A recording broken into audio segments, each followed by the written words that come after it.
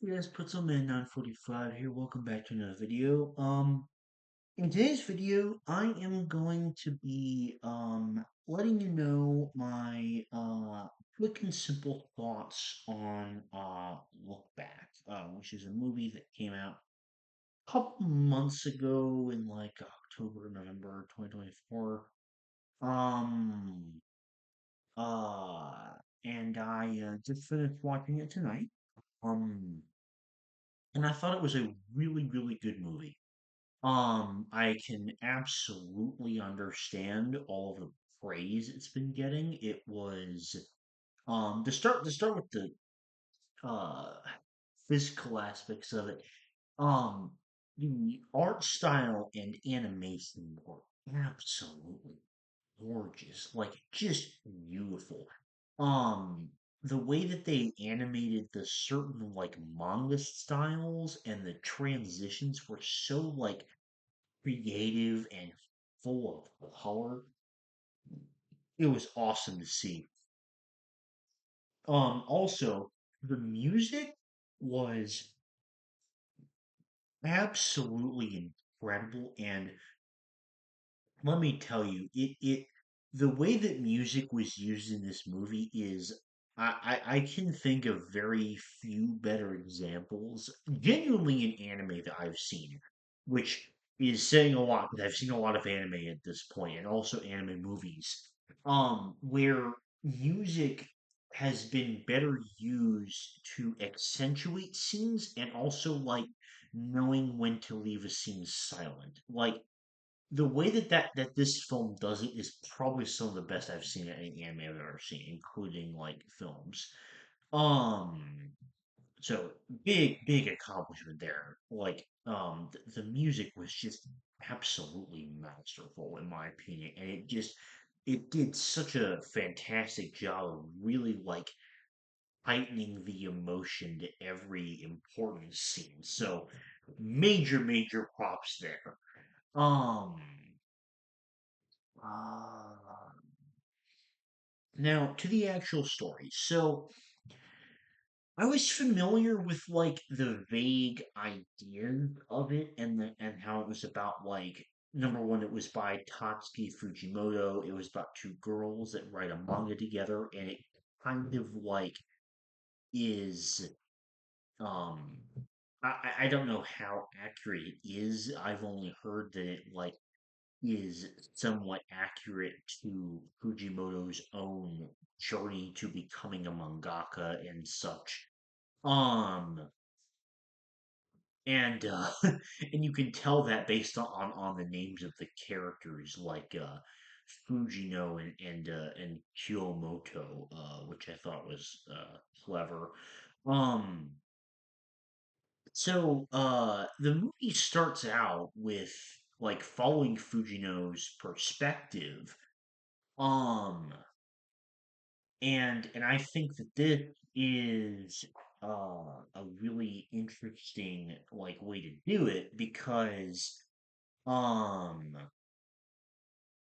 like the way that this film is structured is just it works so well with the idea of it because for the majority of this you're following Fujino's perspective.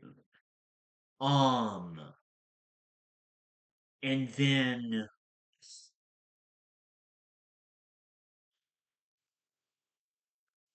um struggling to come up with thoughts. Um, and then she gets into this like competition of sorts with Kiyomoto's, who has insane background drawing skills, and she does all this effort with absolutely fantastic transitions, mind you. Like the transitions between scenes are the best part of this movie. They each one of them, in my opinion, is so good for just like perfectly setting and nailing the tone between every scene, and it just feels so cohesive. And like watching the scene transitions, is amazing how much it conveys in just like, you know, in ironically in the way of like um flipping manga pages, just like from one still shot to another. It's incredible like how much story is conveyed in every scene. Um, which I I don't know if that's intentional or not. But it was a very good aspect of the film, in my opinion. Um, you kind of follow that, and then at a certain point, she gives up on drawing. Uh, and then through more fantastic transitions, in a amazing like opposite to the first part you see Fujino like just living her normal life and enjoying herself. Um, and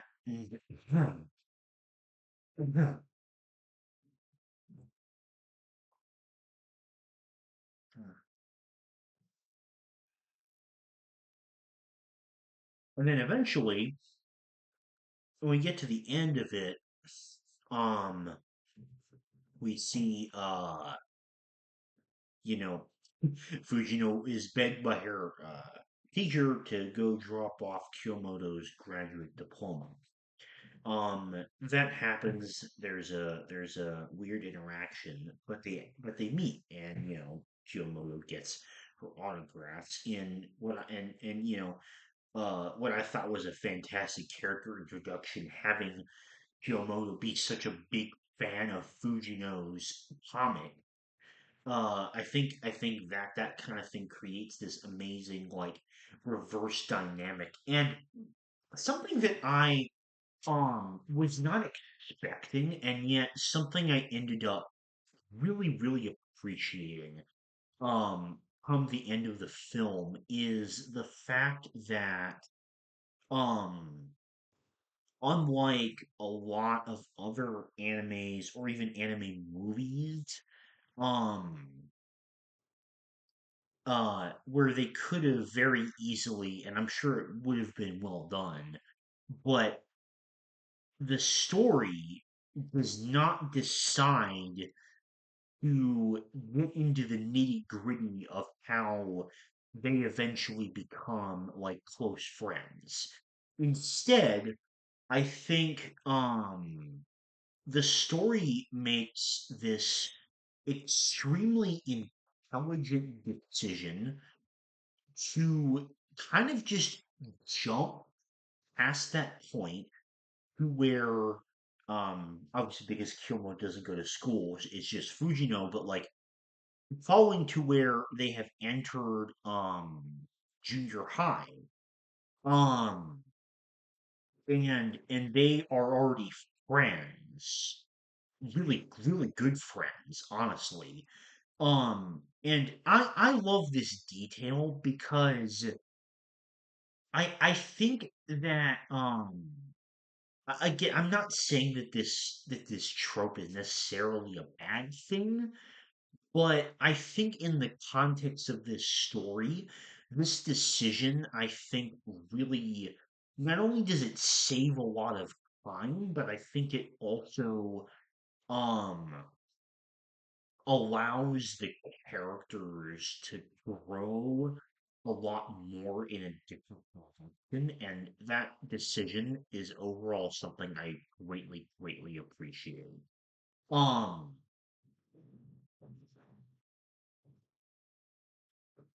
so you're seeing them produce one shots throughout the years as time passes by. They get into high school. They eventually start making their own proper serialized manga. Um, And then they, I struggle to call it a falling out. But more like they kind of go their separate ways for a little bit. And because Chiyomoto wants to go to art school, and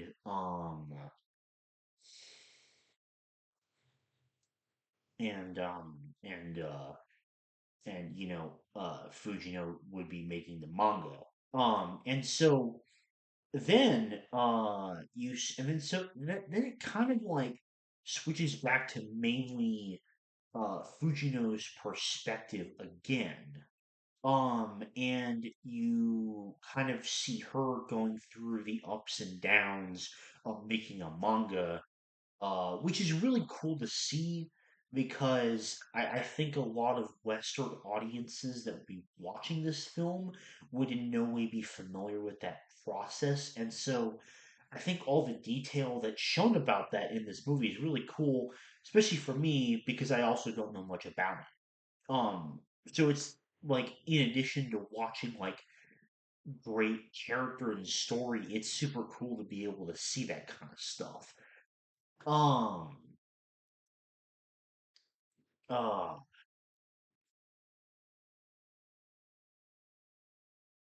and then we come to the uh so tragic plot twist of the movie where through and this is where I was talking about the use of silence in certain scenes is just of this movie was just absolutely brilliant. Because the only dialogue you hear, you don't even hear the news report. You only read it through the subtitles.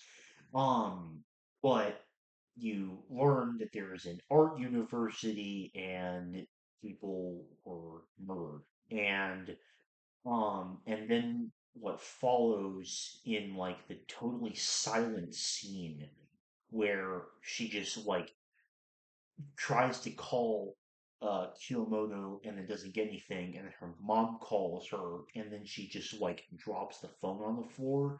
It's brilliant. It's such a good scene, and like I said, it is brilliant use of silence in a scene.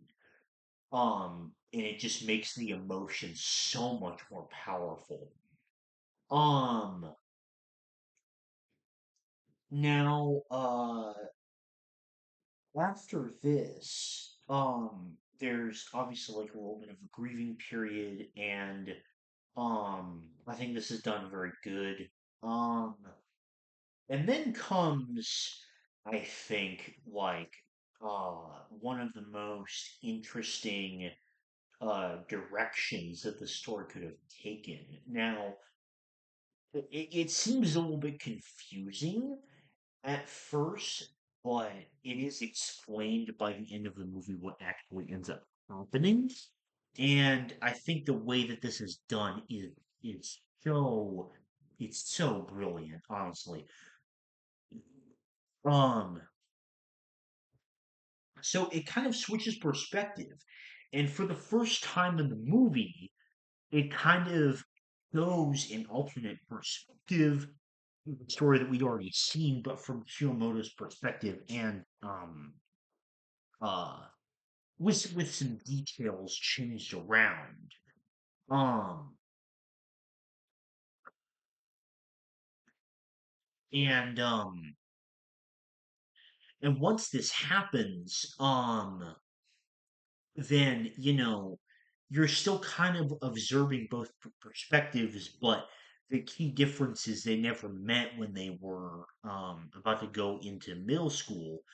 And so they kind of remain separated until they encounter each other, and the plot changes where she doesn't end up getting killed by the attacker that attacks her university because Fujino ends up saving her.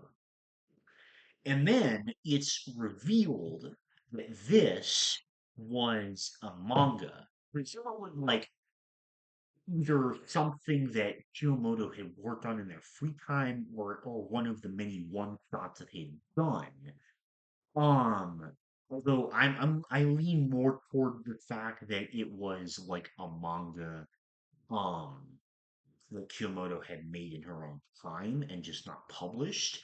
Um, because because obviously the name of that being the same as the title of the movie, and that just being an amazing like way to to wrap up all the themes of the film quite literally, because what that was looking back on Hiromoto's perspective, obviously a little bit different. Um, Basically, that's what her experience was like, and you get to see so many like extra scenes that really show just how deep and profound the friendship between them was. Um, Now, I'll be honest.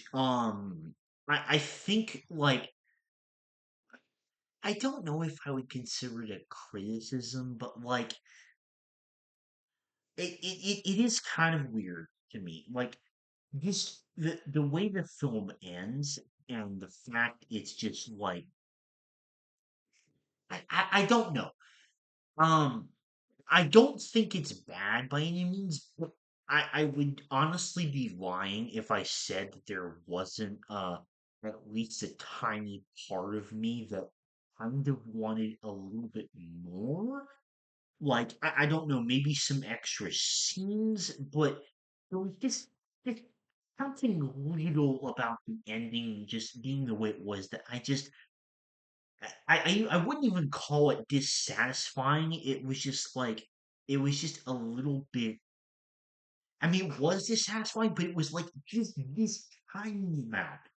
I just wanted more. I kind of wish the movie was like an hour and a half rather than just being around an hour. But again, that is a very minor like criticism, and I really don't even think it's that bad of a thing. But overall, I really enjoyed this film. I would give it like a strong 8.5 out of 10. And I think all the praise it has been getting is definitely deserved. It is a really good movie, and I would highly recommend watching it if you have not. Okay. But yeah, that's gonna do it for this video. Thank you very much for watching, and I will see you all later. Bye.